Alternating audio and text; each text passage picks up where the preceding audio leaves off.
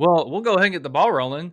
Sean Lenihan of Honest Bison, welcome to the Farm Traveler Podcast. How are you doing?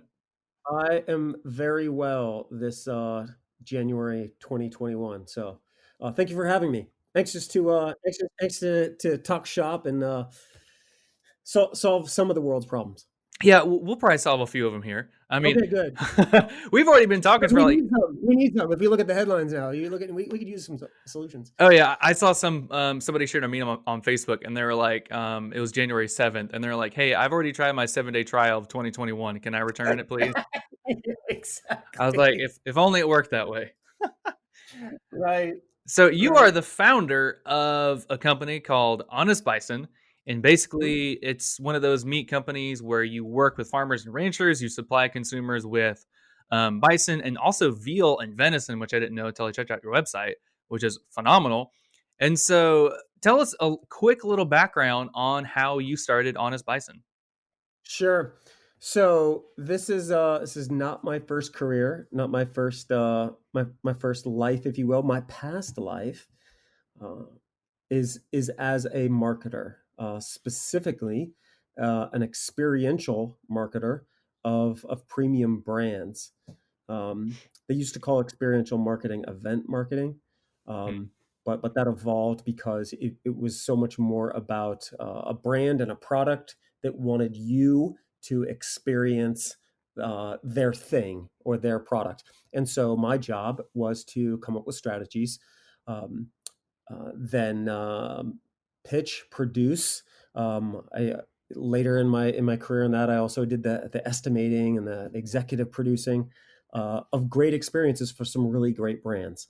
Lexus, Nike, Jordan, Beats by Dre, Xbox, Activision, um, all brands that pretty cool stuff, pretty cool products, and really delivered on the value, and they got to charge a lot of money for it. So I did that for a long time. A lot of stuff in automotive. Did a bunch of stuff with Aston Martin too. So Ooh, really nice. Those are my really favorite cars. beautiful. Yeah, right. So and because it's art, right? Hmm. It looks great. It causes an emotion, right? So 25, 30 plus years in that industry, then having the short way to say it is a bunch of stars align in my world that led me to want to and need to do something better for the world and my family and myself. Um, 2008, 2009, the global economy is collapsing, and I'm asking myself, does the world really need people to buy fancy cars for 65,000 bucks? Do they really need a $300 pair of shoes or a 65 $70 video game? Do they really need that? No, no, no. Do they need a $300 set of headphones? No. Do they want it? Sometimes. And so that's the part where in my own life, I wanted to see, well, what could I do better? What better contributions? And so at the time, I my twins were 2 years old, and so the profound effect of fatherhood and hey, you gotta feed these things or you gotta raise them right because you can raise them wrong, Oh, true. and I didn't Yeah. want to do that. Right, I wanted to do it right. So there was that. There was a couple other things. Some mentors and close friends of mine died too early from diseases of civilization. So that was a bummer. Like, why is that? Why is cancer here? Hmm, maybe it's in the food, or maybe it's how we live. Those big questions lined up with another a gig to where I was tasked with winning an account for some marketing services, and it was a brand that was better food. It's healthy. It's good for the environment. Um, they took a product and they just packaged it well and they marketed it really well. So that was my entrance into the good food movement. And so my job was to go find the audience and the experiences and how do you immerse people that didn't know about this food into something to where they're like, wow, this is better. Okay, I'm done with that, and I'm going to start drinking that. So that's where I saw that. Wait, the food movement is real, and I want to be a part of it. And I didn't want to be selling a commodity. That's lame and boring, and I'd never done it. But I did want to. I did want something that that was of the highest quality and of the highest integrity, and I wanted to bring a brand with integrity, with truth, with transparency, because that's what I liked doing. But also because there was so much. I'll clean up the language. There's so much opaqueness and low quality and malnourishing and toxic food in the marketplace.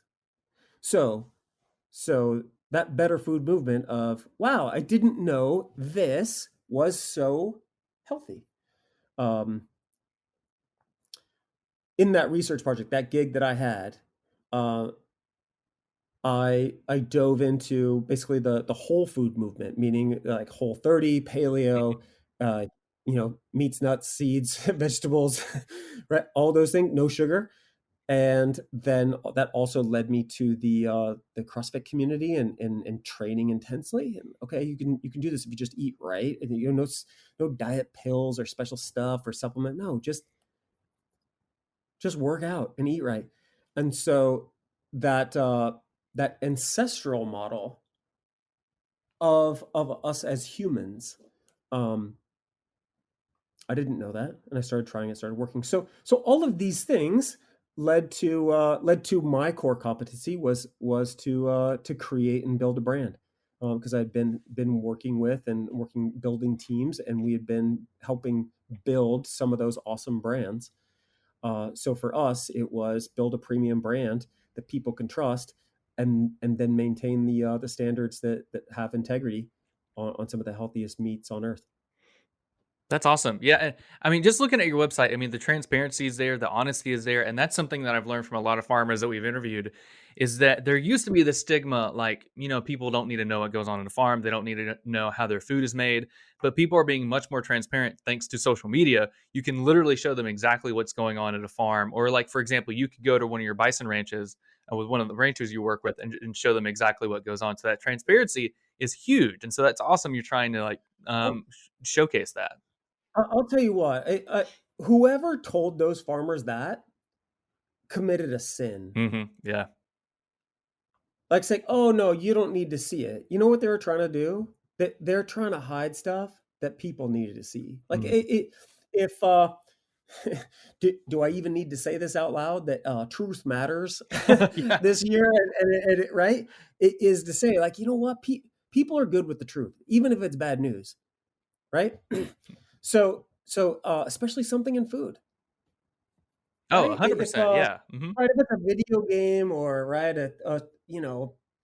like, where'd you get that leather, or how was that, how toxic was that, the rubber in the shoe, whatever. Like, okay, whatever. But it's like, oh no, how did that animal live? How did it affect the water cycle and the carbon cycle? And did the farmer get paid a fair price? Right. So some of those things, I think, like, that's the part that I'm so happy that's happening in this larger movement is that the farmers are going to, like, some already are, not all, not enough. They're gonna get their due. That they're gonna get paid what they deserve, not what the market says it will pay. Right. So basically, farmers in a commodity market, they're price takers, right? They grow the thing and they come to the market and they say, okay, uh, what will my bushel of corn be worth? Instead of, I have some of the best tasting, most ethically raised, most environmentally responsible steaks in the world, that are healthy for you. Here's how much they cost. Would you like some? That's price making, right? Yeah, you You know what said your you said product's worth. Yeah, that's yeah, perfect. you said you like Aston Martin, right? Yeah. Right? An Aston Martin, V8 Vantage, whatever, the 140,000 bucks, right? They're You pricey. know, a $90,000 Porsche will beat it. That's true, yeah. Why why would you buy a Aston Martin? Because You it's buy it for the awesome. brand. You buy it because I have an Because Aston it's Martin, the yeah. artwork, right? It's like, "Oh, yeah, James Bond, right? Yeah, I love Yeah. it, right? It's beautiful." And 8 dudes have a Porsche in my neighborhood, right? So, Yeah. like, We're I want a common. Porsche. Right? So nonetheless, like, so you get the idea is that like that transparency. And so on the plus side, the best farmers are going to get the credit and they're going to get fully paid, right? Marketers like myself are working towards that. My farmers do get a premium. Nyman Ranch, their farmers do get a premium. So the ones who don't, the ones who do a terrible job, guess what? Hopefully the market forces and the people, the consumers that get the truth, they get to decide, oh, Mhm. maybe I shouldn't buy that corn that was sprayed with poison. Okay. The market has spoken. That simple. That's true. So Yeah, I like that. so So that's where like I'm coming at it from a, some food people come at it because they love the culinary aspect of it, or that was their passion. Some come at it from the animal husbandry, that they mhm. wanted to work with the animals, right? This is the way to monetize their professional skill set. So mine comes from the professional skill set of constructing a brand that delivers a promise, and that promise is the transparency, the integrity, and we're choosing to sell meat at a really high quality. Absolutely. So, how did you guys decide on bison being that product for you? I mean, it's one of those. I mean, when I think bison, I just automatically think about the old Wild West when bison were just roaming free. I mean, the old timey 1 million of them. gamey meat. Do it. See, there was supposedly 30 to 60 million of them Oh in yeah, 18. there are so many. Which I don't know if you knew this, but so I had a college class. We had to do a research project on bison, and in Canada, apparently there were so many bison up in Canada. I think in the early I don't know, 1930s or 40s. Apparently, there were so many. The Canadian Air Force would literally run strafing missions to kill off some of the bison, and they killed off a couple thousand of them because they were so populous and I mean, slowing down railroads and transportation and stuff like that. And I saw that, I was like, oh my god, the Air Force, the Canadian Air I Force attacked bison. Like you never hear about I that. That's did so weird. not know that Canadians. I know some Canadian ranchers. They're great people. Um, I had not heard that story, and I'm gonna dig into that. It's fascinating. Which it kind of makes sense because it's pretty well documented of why the um, why the Union forces went and exterminated Hmm. uh, the bison that were in the continental United States, right? So that was the war on the indigenous people. But if Canada wasn't on the same mission, which I don't think they were, um, all those bison who have graze on the amazing pastures in Alberta and Saskatchewan. There's lots of bison up there still. There's about 200,000 in Canada today, and there's about 200,000 in the United States. So and we eat most of it. But so that's interesting how their herds were decimated for different reasons. It's fascinating. Yeah, I'll have to go back and find that. I mean, I remember reading that in college, and I was like, "That's the weirdest thing I've ever heard." But yeah, how did you guys decide on bison? I mean, it's one of those. It's a very premium game meat. I've never heard anybody say anything bad about bison. I know, like Joe Rogan, for example, he loves kind of Yep. elk, bison, and stuff like that. So, how did you Yep. guys kind of decide on bison and elk and venison? So in my process of figuring out what I wanted to do next, I knew that experiential marketing was something I needed to wind down and find something new. And when I started looking, I tried paleo diet. So this is back 2010 or so. I tried paleo diet and like, oh, what do I eat? And you go down the list, like, and there was bison. I probably had bison burgers in the past. When I worked on Lexus, I got to travel to some pretty fancy places, and so I got to eat some fancy restaurants, and I probably had something like that. Hmm. Um, and that stuff was great. And so as an entrepreneur, I was looking for things that were already exceptional in their most natural form, right? So but looping back a little bit to my origin story, that gig that led me down the food rabbit hole, that was for Zico coconut water. Okay. So coconut water, it existed before humans, right? And that's something that was a nourishing drink, is a nourishing drink that we evolved around, right? So Zico and Vita Coco and ONE, right? They didn't invent it. They just cut the coconut open and put it in the package, right? So like that's about as natural and pure and high quality. You know, you didn't need Gatorades, a mix of chemicals to rehydrate yourself. Um, and I was also so for me, evaluating the food business, I wanted something that was of the highest quality, a superior quality to its other counterparts, right? So coconut water was superior to Gatorade. Cost 5 times as much, but I didn't care about that, right? Yeah. Because I worked with brands who always charged more because they had the product superiority. So when I looked through, you know, the grass fed beef cattle can be amazing as well, right? But there's 90 million cows in the United States. I just told you part of the answer. There's only 200,000 bison in the United States. There's only 60,000 bison slaughtered every year. Oh, wow. There's 120,000 beef cattle slaughtered every day. Dang. I did not know that. That's some interesting facts. Okay. Right? Yeah. So here's what that's interesting is your perception as a consumer. One, from the American history, you know about the the, the iconic nature of bison. But as a consumer, you can go to a lot of grocery stores and get a pound of ground bison, Hmm. right? That's because the bison industry and those ranchers and processors that preceded me for the last 50 plus years, they did the work to make sure that the distribution happened and consumers could generally have access to it.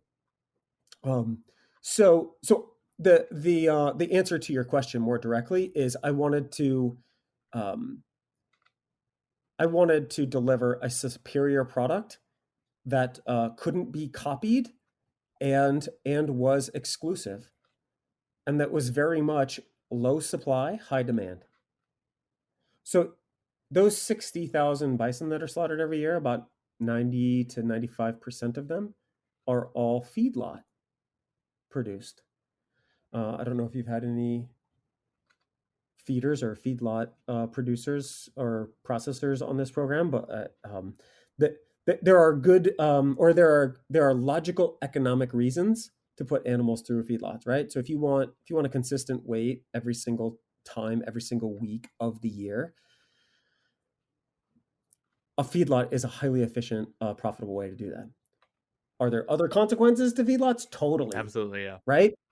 But from an economic business model, it's highly efficient. So so we saw then they're like, okay, well, what's the best of the best, right? What are the Air Jordans? What is the best Activision video game out there, right? And that you know, high demand, right? Low supply, and so it was grass fed bison.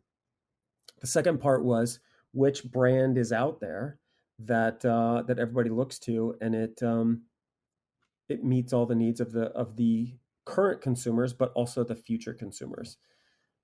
Having worked at agencies, I had access to those trends and knowing what was coming next, what consumers think, how they think, and so knowing that transparency, trust, high quality um, was going to be a growing segment for it's a macro trend, right? People need to eat, and they want to eat even better, Hmm. right? That's I'm riding that wave on a little tiny boogie board. So Little tiny it's boogie board. I'm not on any not any fancy surfboard or ship or anything. So anyway, that the the entrepreneurial lens of here is something that that is of exceptional quality already. There aren't very many, or if any, brands that can do what at least I think I can do with it, and so we want to contribute to the marketplace, and so there was space.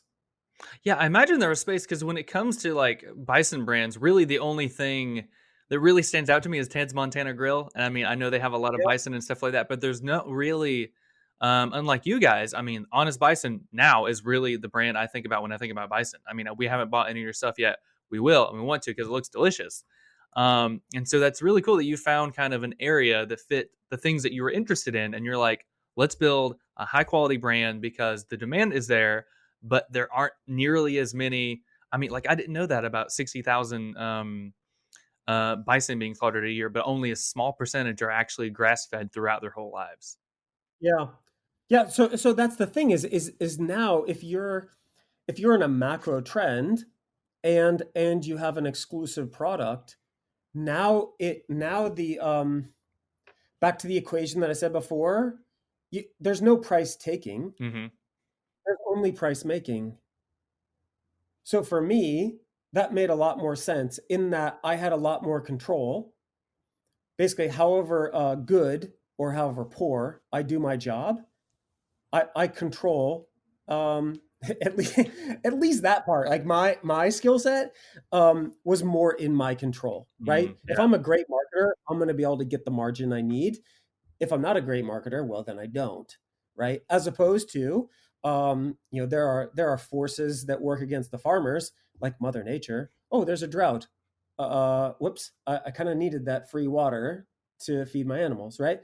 That's not in their control always. So those types of factors, and well, I have to deal with that too. If they don't get enough feed, the animals are lighter, and I don't get as much, right? Hmm. Things go up. So in the context of the business I wanted to be in and achieve the mission, as well as the fact that the best food on earth was way too cheap. So, or even the bad food for us is too cheap, Hmm. right? That's part of the problem, right? If somebody's going to eat to save money, well, you're just punting the dollar down to the last 30 years of your life, right? Oh When you yeah, have the a cheapest bigger food's problem. super processed, and I mean it's not Yeah. nutritious at all. Yeah. Right. What the saying is like, pay your farmer now or your pay your doctor later. I like Like that. that's a truism, right? And Hmm. so how if you look at that then is who's gonna save who's gonna find this best food on earth and make a consumer make that's not the right word. Who's going to influence and persuade Hmm. the consumers? Who's or more accurately, who's going to educate the consumers as to here's why paying $16 a pound for this ground bison is actually too cheap. That's some people's jaw drops if they're used to buying $5 a pound ground beef Oh yeah, that came from a absolutely. feedlot, right? Like, wait, $16 a pound, that's crazy. No, it's not. Not if I take you through the food chain, not if you see how little everybody's making Hmm. when we sell that. So the environmental consequences, the animal welfare consequences, like, no, actually it should be $20, right? So here's something that might be interesting for you. And it might be a theme you take up with somebody smarter than me. I uh, was having dinner with a Chipotle executive at one of these accelerators I was at, and he said something super profound. He said, um, today, the human race in the history of the earth, no living organism has ever had to spend so few calories to obtain so many calories. Hmm. Think about that. Oh yeah, I Even understand a that. little single cell amoeba has to, right? Yeah. It has to work its thing, right? Hmm. To get the energy. Every other mammal, like even if it's not the mammals, like every other living thing has to work pretty hard to expend to get the net gain. Look at us humans. My wife has Instacart Drive, That right? takes Look like at maybe 5 all the meat calories with shows your up, get finger, it, yeah. right? Right, I don't have to spend anything, right? It all shows up in my door, right? So like that's one of these things where like, whoa, you're gonna spend that few calories to get that many. Mhm. So guess what? One, we better get high quality calories, right? The best ones that nourish us as opposed to ones that make us sick. And we should also move. We should So also move that's a another lot, thing. yeah. That's right. Another expert that's not me. So anyway, like that's a part that I take on. And how does that relate to the Honest Bison? Is that we believe that that's a responsibility for us as a brand and as our the value we create as marketers and educators is to say to anybody who wants to listen is, hey, this is why this meat is special, from the people who did it, from the animals, the lives they lived, from the processors and the care that they took, to the positive regenerative nature, the practices we did for the soil, for the carbon cycle, for the water cycle. Um, Also, you could understand that $16 a pound is too little, and that you should probably change. Right back to my original thought, like, yeah, you know what? Even though I wanted an Aston Martin, and I thought I was going to have one day, I really did. I don't have one. I have a 15, 16-year-old Prius. That's Is all that you like, need. you know what? Right? I don't need the Aston Martin, but you know what? I do need to spend a lot of money on the quality of food. And so I believe, because I know very well the power of a brand that can take a high quality product. The product's always got to deliver, right? If you start cheating the consumer, cutting the corners, you ruin it instantly. But if you keep the integrity up with the product and you keep doing the right things that a brand can do, then that will enable, right? If I can get more money, and the only way I'm going to get money is earn it, that the consumer sees the value, they live healthier lives, they uh, their their palate, it starts to enjoy a richer nutrient content, right? So if I can help educate and enable a consumer to do that, and they increase their food budget, or maybe they transition from maybe it was okay, maybe they buy organic sometimes, Mhm. maybe the high quality meats are a special occasion thing. Maybe it's like, yeah, you know what's not just a special occasion. You know what? No, it's every 2 weeks. No, it's every week. Some families like it's every meal, right? Yeah, that's perfect. Yeah, right? Instead of like there, and I know there's lots of statistics on this, like how, like the American consumer, how much do they spend of their annual spend? How much of that goes to food? Mhm. It's pretty low. I think where it was in like in the 40s and 50s, it was something like 40% of the household Yeah, budget went to it was way food. below Now 50, it's yeah. something like under 10. It might be, I think, four sticks in my head, but I could be completely wrong. The point is now we spend more on a smartphone than a meat protein. So that's the part, is like, wait. Maybe we gotta bring that back to where people say, hey, you know what? I don't compromise on my meat proteins, right? Mhm. I don't compromise on my vegetables. You know, I don't want poison sprayed on them. Okay, good. That's a good standard to have. Yeah, I feel like a lot of people have kind of I don't know, it's not that they don't care where their food comes from, it's just really an afterthought, like, it's just they just need calories, they just need food, but I feel like this whole foodie Calories, revolution. not a calorie, not a right? Not all calories Yeah, are equal. exactly. Not all calories are equal. Yeah. I'm hoping that this whole foodie revolution that kind of started years ago is slowly trickling and helping people know, or it's making people more curious about where their food comes from and what they're eating. And so, I mean, it seems like you guys are taking advantage of that. I mean, you're providing high quality, high calorie, good calorie source of protein for people with bison, elk, and Well, venison. Super cool. so you're absolutely right, and so it did start. So it started with the foodies, right? Saying, "Hey, try this heritage pork," right? Or actually, let's give credit where credit's due. The wine industry says, "Oh, try this. This is from Napa Valley, right? This is from the Tuscan region, or this is from Chile, all these like, where the wine geeks started saying, here's the terroir of this wine, right? And what makes it special. They commoditize it. It's not just like who buys just red table wine. Right? There's a brand that has a story and has a place. It has the sense of terroir. So when those things start to like, where does my food come from? Right? If you eat almonds, uh, 9 out of 10 almonds in the world came from California. Oh, okay, great, right? So that's good for California. Thank you, California, right? So the notion that you're becoming aware of not just where, because I think where is square one, or maybe square one's what, then what is it, and then where did it come from? But really, more and more need to come is how and why, and they ask how maybe 5 to 20 times, right? And then the why, right? Just like people ask, why does it cost so much? Okay, here's why, right? Or why does that cost so little? Okay, this is a tragedy, right? Yeah. From the hero's story to now we're going to move to the tragedy and why it's so cheap.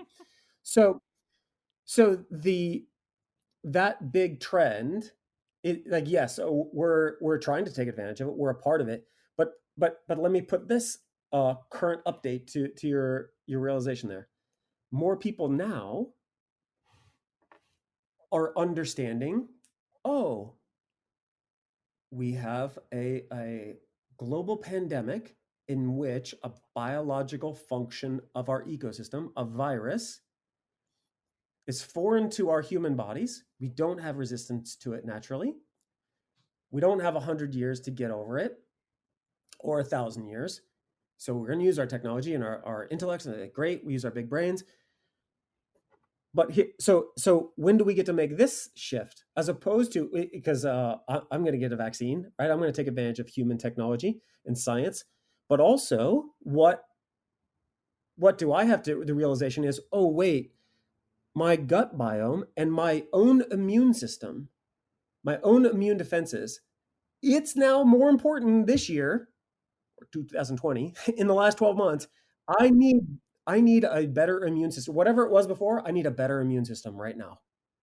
So people are figuring that out too. Is like, well, shit, right? I need to be super healthy. Mhm. I can't get sick, right? What do they say? The high risk people, comorbidities, right? If you're super overweight, whoops, off you have a lungs, right? If you have cardiovascular disease, that virus may say, yeah, you're one that I'm going to call, right? You're the slow antelope that the tiger is going to get, right? The lion takes down. So, right? We're smart enough to say, yeah, I need a tougher immune system. So that um we've benefited from that. The organ meats. A couple years ago, I couldn't sell organ meats on my website. Now they're all out of stock. Yeah, I saw you have liver on there, and I can imagine that's super popular right now too. Super, but it could be the most nutrient dense part of the animal. Wow. It's like the heart's up there too. Mhm. Um, Marrow is up there. Um, so people are figuring that out. But yet we still have a ways to go because the liver costs a lot less than the filet mignon. Yeah, yeah, that's So true. I noticed that it's a lot right? more nutrient dense, calorie dense, but Yeah, it's right. cheaper. It's the bones are even cheaper. Uh, so yeah, like that's also what I liked from an entrepreneurial feasibility is if my talent, because I don't have a ton of money, and I don't have a ton of land, and I don't have a ton of animals, and I'm not a butcher, right? What I am is an educator. So if I can educate people on the value of the bone marrow and the value of the liver and the value, but also to indulge in a tomahawk steak. Yep, Oh, yeah. right. Tomahawk steaks are great, yeah, So yeah. so like that's the part where the price, the general theme here is that as the price makers see the opportunity to help people actually do something good, as opposed to the price makers that currently work in the industrial food complex that want to use chemicals and monocrops and get things as cheap as possible at the consequence of the environment, of the exploitation of the farmers, of the extractive nature of the soil. If the marketer can come in and make the price on the best stuff on earth, there we go. And the ranchers start making money, the processors start making money, and then we start to change things. And then people don't spend 4% of their income on food, then they get back to spending 40%. Yeah, yeah, and then you're not even. So there's some big things going on. Oh yeah, and then you're also reducing that environmental impact, and everything is better, everything is healthier, everything is more kind of cohesive. So that's a very good point. Our main ranching supplier, 777, recently got certified by the National Audubon Society, right? The society that works for the conservation and preservation of massively diverse avian species, right? Mhm. They have a program that goes out to the pastures and evaluates the livestock pastures as it relates to the avian populations and their healthy environment, right? So the canary in the coal mine is also the canary or the grouse or whatever it is, right? The sparrow that flies around on the pasture, right? That's going to tell you about the ecosystem, right? If it was a monocrop, or if there's grasses, or if there's poison in the pastures, the wrong kinds of things, there's not going to be a bird there because there's not going to be insects, Gotcha. right? Mhm. Right? All the insects are going to be gone, right? Or the animals are sick, right? So that's the other the big thing is theme is that the connectedness Mhm. of everything starts to be easier to understand. Yeah. That's the path that I went down, and lots of consumers um, have gone down. I'm sure if I went through all your podcasts, you're probably connecting lots of points along the way. They're like, "Yep, it's all connected." Yeah, I've noticed kind of at least I'm hearing from farmers. We used to years ago. We were trying to be as efficient as possible, producing as much as possible. Now we're kind of reverting back to where we want to keep producing a lot, but we want to do it more environmentally conscious, where we're not just pumping pesticides or fertilizers. We're more in tune with nature. And I've seen, like with you guys, I've seen more and more grass feed operation like beef cattle or bison. More of those where they're like, cows naturally eat grass, so let's just give them grass their whole lives. And we're not going to finish them on grain, or we're not going to start them on grain. We're just going to have grass fed because that's the way it is. That's the way nature intended it. And so I've seen a lot of people kind of do that to be more conscious, to be more complete with the circle, I guess you could say. The circle of life, the Yeah, way Lion King says. yeah. So that since you were part of the system in your past life, how are farmers paid? What's Hmm, the metric? I'm not sure. Educate me. By the pound, right? Oh, yeah, yeah, yeah, yeah. By the pound, Hmm. right? Right? Okay. So the incentive, whoever did that, put the incentive in the wrong spot. Hmm. Now, maybe it's because they didn't know. Okay. But now we know, right? Yeah. So all those in the past, they like right, our grandfathers get a pass, but the ones now don't. Because so if the incentive is on the pound, and you just said it, we we all wanted to, and you as an educator, we're like, okay, how do you get more out of an acre? How do you get more out of a carcass? Oh, you increase the weight. Oh, how do you increase the weight? Well, you put one of the highest calorie um, things, right? Corn. Hmm. Corn has a super high calorie. Let's just feed it the corn instead of the grass. Right. It'll gain weight. Oh, don't walk 10 miles today. Walk 10 feet. Because I don't want you spending all those calories, right? Hmm. So now you're gonna get a fat cow that ate something from a monocrop, right? And then so you go down that thing of like, oh, it got sick. Oh, let's give it an antibiotic. Oh, I need it to grow faster. Oh, give it a hormone. Oh, shit. Right? Now you got something toxic, not something nourishing. So the incentive to compensate the farmers and the ranchers by the pound is the wrong metric. So on my website, we don't sell by the pound. We sell by the cut. We haven't totally got it in the air, but the overall pricing is that it's it's priced as the nutritional value per meal, Mhm. or that's what I'm aspiring to and working towards. So I jokingly, not so jokingly, it's like, why isn't the liver the same price as the filet mignon? It's not, but the liver is double the price it was last year. That's a good thing Yeah. because it's that good, right? So if you, if no, so how would you, as a farm educator, say, oh wait, the new metric isn't price per ton, price per hanging weight. The metric is nutritional value per animal or per acre. How would the farming practices change if the objective was to be the most nutritionally superior product you can get?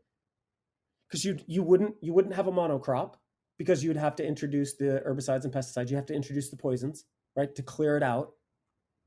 You would end up, and your diversity of microorganisms in the soil and so forth, they would have to be very robust to bring in all those different nutrients, right? You would have a bunch of polycultural farms out there that would have really, really nutritious stuff instead of, I just need, right, giant grain silos. Oh my God, right? Yeah, That have little value. I feel like it would, if that was the way we could price it based on nutritional value, I feel like things would change overnight because most farmers, they want to produce something healthy the way nature intended to, but really a lot of the times they're doing monocrops or pesticides or anything is Yep. because it's going to help them make more money because it's based on poundage, so you got to produce more to get more. So if we could do it based on nutritional value, I mean that would change the game. That'd be Right, phenomenal though. so isn't that insanity, is what is they're doing it to make more money, but what they're really doing is they're making the consumers who buy their stuff sicker. Generally, as an entrepreneur, you don't wanna make your consumers sicker, right? You don't wanna kill your customers.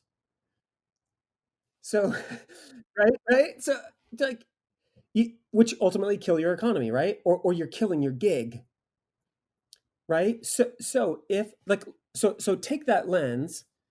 Again, we're blowing up to levels way beyond me. This is like TED Talk level Yeah. stuff. It's like, okay, in fact, this would be a great TED Talk. Compensation of farmers or food producers based on nutritional value per meal, just like you said you were a teacher, right?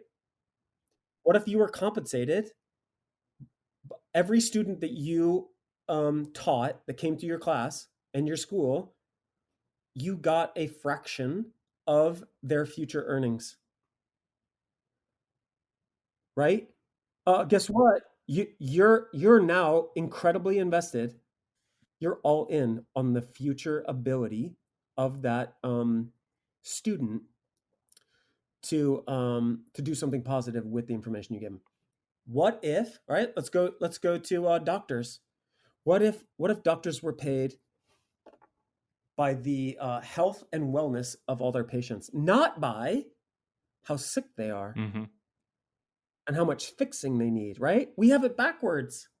They get rich fixing the sick people. Well, you don't want to run out of sick people then, right? So you don't want to cure absolutely everything, yeah. Right. Right. So, like, I've been in sales. I'm still in sales, and so my incentive is to reach the people that want it, right, with my product, right, and I have an incentive to do that. So the big things, right, the people who produce our food, the people who heal us, the people who educate us, right, Mhm. um, right? What if the financial industry were incentivized to make sure there weren't any poor people? Oh, maybe things would change. Hmm.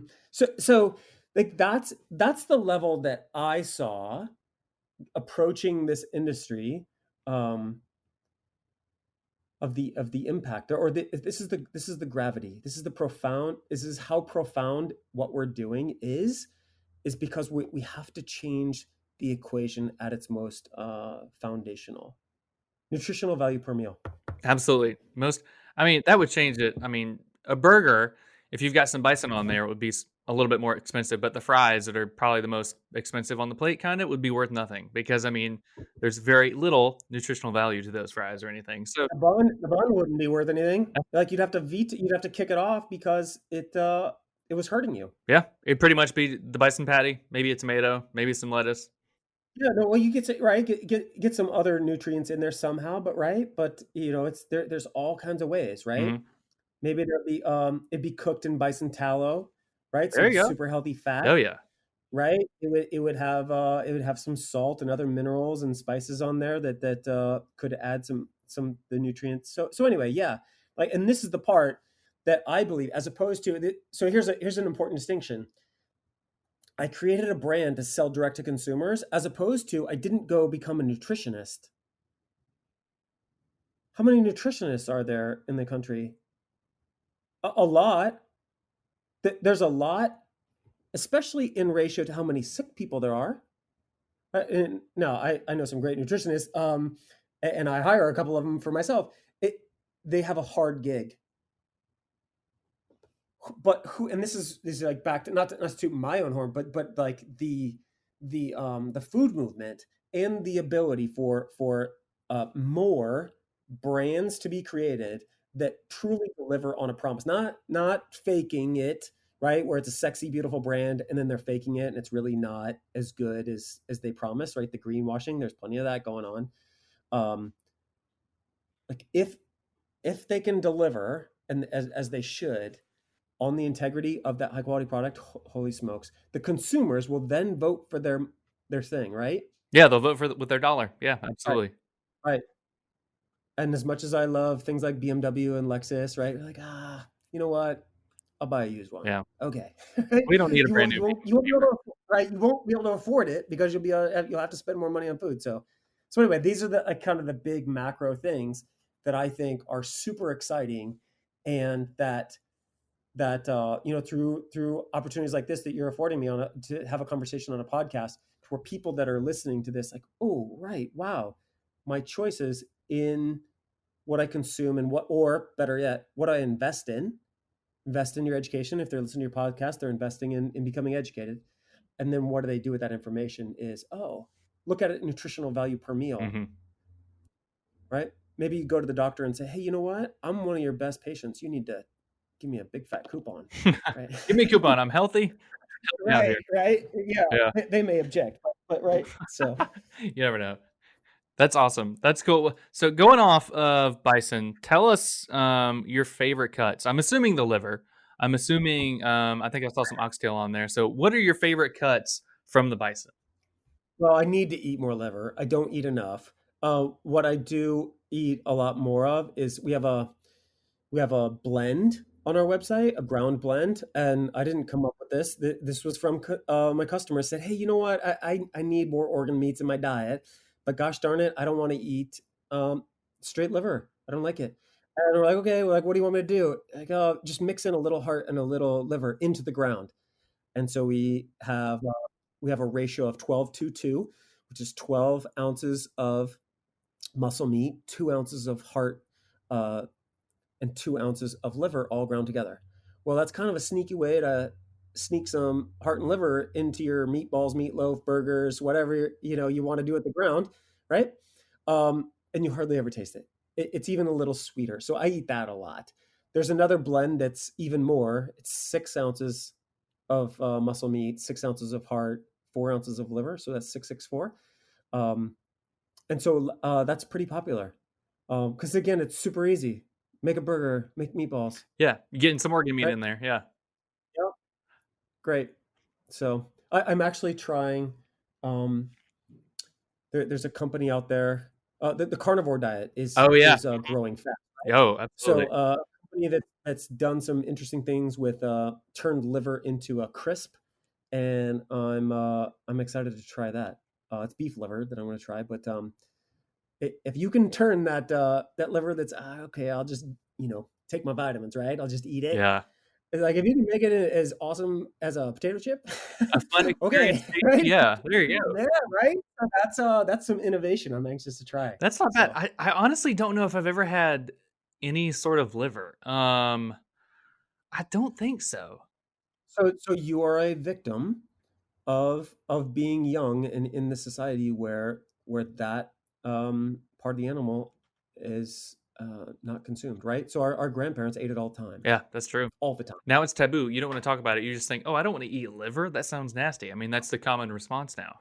But, I mean, it's so There's nutrient packed like you've been saying. there's 3 or 4 popular guys. They have podcasts. Uh, they're either into the biohacking or the carnivore, lifestyle, and they're like super, like even biochemists. Mhm. They totally stock up on it. They buy like 40 pounds of it at a time. I believe it, dang. And my customers like shot like one of my customers. He has a 1 ounce raw every day, and I asked him like, "Why do you eat it raw?" Oh god. He's like, "'Cause I'm lazy." Well, 'cause it was like it's funny is like he had some, great taste or whatever, like, you didn't wanna do the like, maybe the cooking did something to it. No. He's like, "No, it's just 'cause I'm lazy and I need to get it in my body, and so I just, like, take a That's shot, one way to do go it, I down." guess.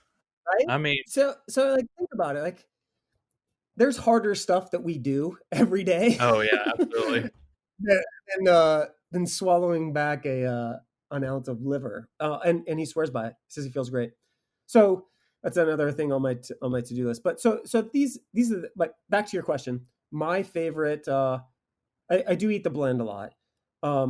My favorite, um, probably a toss up between the ribeye and the filet mignon.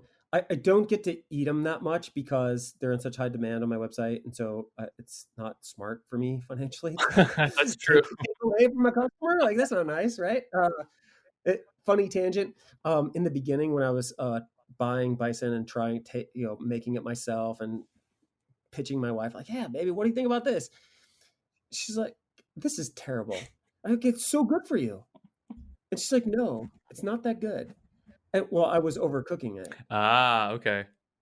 So I wasn't doing it right. So because it was a good business sense for me to get my wife believing in this venture too. Like I'm gonna nail it. So I studied, figured it out, perfected it, and I'm like I'll get her hooked. And right, the filet mignon being okay, that's an easy thing, right?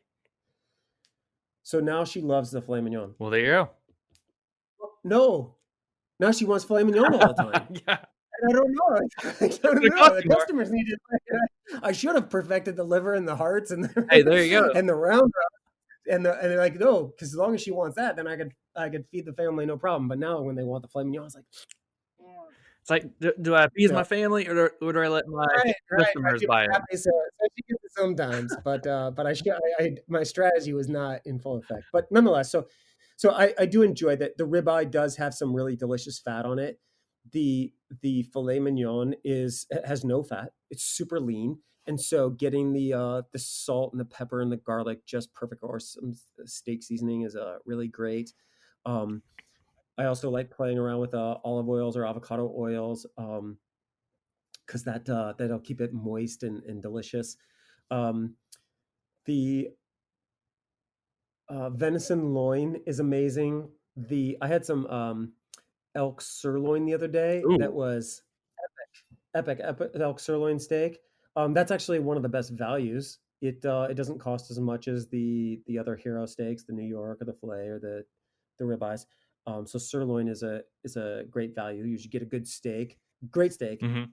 for not the mega premium. So, but the other things I really enjoy. There's a couple recipes on the website that I enjoy. There's a brisket and bacon recipe that you throw in the crock pot. So braising the roast, the brisket, the short ribs are really really amazing. So I enjoy those because you can get a really great diversity of flavors when you start to you take the brisket and broth and bacon and tomato paste and onions and leeks and spices and you put that in the crock pot for 8 hours and it's pretty incredible. That sounds good. I'm getting real hungry just talking about this. What's your preferred steak cooking method? I'm still trying to find that perfect method where I can replicate the perfect steak time and time again. So what's your preferred method? So the my friends that are super expert geeks, they say reverse sear is the best, but I just got good. I couldn't do it on the Traeger very well because you can't control the heat as much. At least I have an old Traeger and different hot spots and cool spots. The cast iron. Like I would say, if anybody says like, here's if you say, "Hey, I don't know which way," I would say square one, make friends with your cast iron skillet, frying pan, like truly make friends with it, and have a good digital Thermometer. meat Hmm. thermometer. You don't have to have a geeky, fancy, expensive one. I have both a $20 one and a awesome $100 meter one that like goes to the app and it charts it over time. Oh, And I that's love to geek awesome. out on that. Um, but I also still use the digital one. So with the cast iron, because you can control the heat so well, and you're right there, you're actively in the game of cooking it. Um, that's the best way to find out what, and then okay, what happens if I pull it off at 119, right? Okay, good, that's my rare. Oh, what if I left it on to 129? Well, you better get off pretty fast because as soon as it goes over 135, and it's gonna change the taste. So to me, starting there so you know what you want is easiest with the cast iron, right over the stove.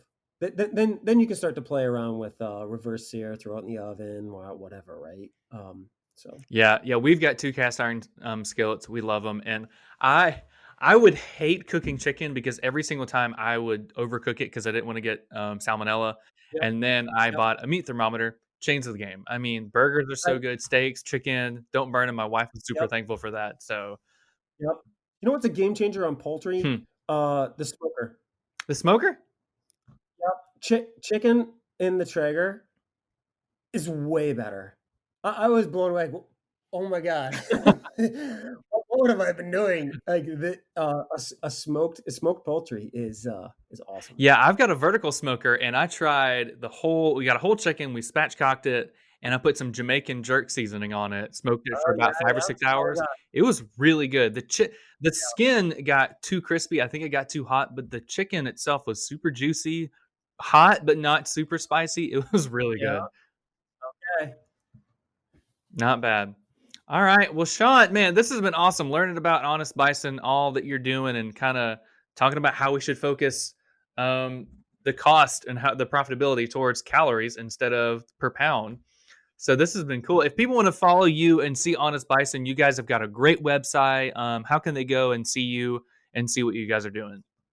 Sure. Website will be the hub. That's where you can get everything done from reading our story, checking out what we have. We have a newsletter where we share recipes. We have sales. We're on all those social media channels. Um, Instagram, we're super active on. Twitter, a little bit, and Facebook. So we're listening in, answering customers' questions. Um, there's a customer service number even you can send text to. So as any exceptional brand does, we are super attentive to our customers and people who have questions. We're definitely not perfect, but we try really really hard because we know how important it is to where somebody says, hey, yeah, I got some questions. And buying meat over the internet until this last 10 months wasn't always that easy, and now people are getting into it that weren't into it. So yeah, at the Honest Bison on Twitter, Instagram, Facebook, but thehonestbison.com, you'll find us. Yeah, I'm subscribed to the newsletter, and there's some really good recipes on there. I'm saving for whenever we buy your meat. Super excited, and yeah, I mean, I can imagine like these meat delivery companies like you guys are kind of. I mean, would you say you guys are prospering right now during COVID because people are wanting to buy meat, high cuts, high quality, have them shipped directly to their home so they can cook them? Yeah, so the website traffic did have a massive surge. Um, Basically, anybody who was online had that massive surge. It wasn't all like raining money though, because you all of our animals are harvested seasonally, right? So we don't have animals every week. We have animals in the fourth quarter, basically, in the first quarter, and that's it. It's super hard to get the best animals at other parts of the year. So we were running out. Um, so when you run out of stuff in the store, well, the traffic dies down. So it's been a challenge, different than I don't. don't envy restaurant owners, right? Yeah, like, they're stuck. So they don't have the customer. Their customers are prevented from coming in. I'm on the other end. I got lots of customers, but it's been tough to keep up the supply because I have super high standards and I can't just go, oh, I'll buy the shitty ones, right? No, you can't do that. So yeah, but essentially the conversion rate of people coming up in that there's also another segment of consumer that they're now buying for, instead of just my health, or I'm a foodie and I want to try something different, or I want to support environmental, um, positive regenerative agriculture. Now there's the fourth one of food security. I really don't want to go to the grocery store for the next month. Send me my stuff, right? Super convenient. That's the mode I'm in now. I wasn't like that before. I was like, no, It's like Instacart. Let me just grocery shop on my phone from the comfort of my couch in pajamas. right. Perfect. Yeah, let FedEx and UPS do their good work, and you go to the grocery store once a month, not 3 times a Oh week. yeah, So yeah, so so convenient. food security is a new segment, as it should be, right? Um, if you don't have a lot of good food in your house, and supply chains get disrupted in a global pandemic because factory farms have sick workers, right? Probably should stock up. Yeah, no, that's true. Yeah, there was this huge thing months. I think it was like 2 or 3 months after quarantine kind of started. There were only, and I didn't know this, there was only like a handful of processing facilities for beef, and a lot of those workers got sick, and so meat production or processing slowed to a halt because I mean we have it so fine tuned where there's only a couple of big time meat processors, and that's the way it is. Like six mega Yeah, companies. it shows the Yep. holes in the system, and so, well, yeah. It's a Mhm. vulnerability, right? Now, who got sick, right? The guy's making $15 an hour, Yeah, or yeah, heaven exactly. forbid, worse, Mhm. right? Right? So, like, whoops, those essential workers, right? You need an immune system, right? Or so here's the like back to, guess what those guys produce? $3 a pound meat for, I don't even know what it is because I never shop for it. Um, but it's not $16 a pound, right? So like there's a consequence to cheap food and cheap meat. Those factories had people die, so people could buy shitty cheap ass meat. Uh, my conscience couldn't live with that. So yeah, I feel like that's another preach the TED Talk word. there. That's right. Exactly. All right. All Well, right. Sean, this has been awesome, man. We'll have to touch base with you soon. It's been cool learning about your story and bison and all that stuff. I'm super excited to try it whenever we do. So yeah, keep up the good work. I mean, businesses like you are changing the game when it comes to food. I mean, not only just the way people eat, but also the environmental impact and stuff like that. So excited to see where you guys go, and I hope y'all continue to grow. Fantastic. Thank you so much for having me. Best of luck. I'm looking forward to diving into your podcast. And since you're the farm traveler, but you didn't ask, I will offer, if you would like to make your way to any one of our ranching partners, you are welcome Oh, to come see absolutely. on That's site. that's the dream. So You can I'll bring let your you know. microphone, and you can bring your video camera and your camera, and you can check it out for your side. Oh, So. that'll be perfect. That'll be awesome. Yeah, I'll definitely get in touch with you about doing that. Whenever pandemic ends or whatever. So yeah, Right. that'd be perfect. When you've got your vaccine, and when farmers have their vaccines, and we're all good to go, we can get on a plane safely. We'll make it That happen. works. Well, cool. All right, Sean. Well, thanks, man. We'll talk to you soon. All right. Take care. We'll be in You touch. too.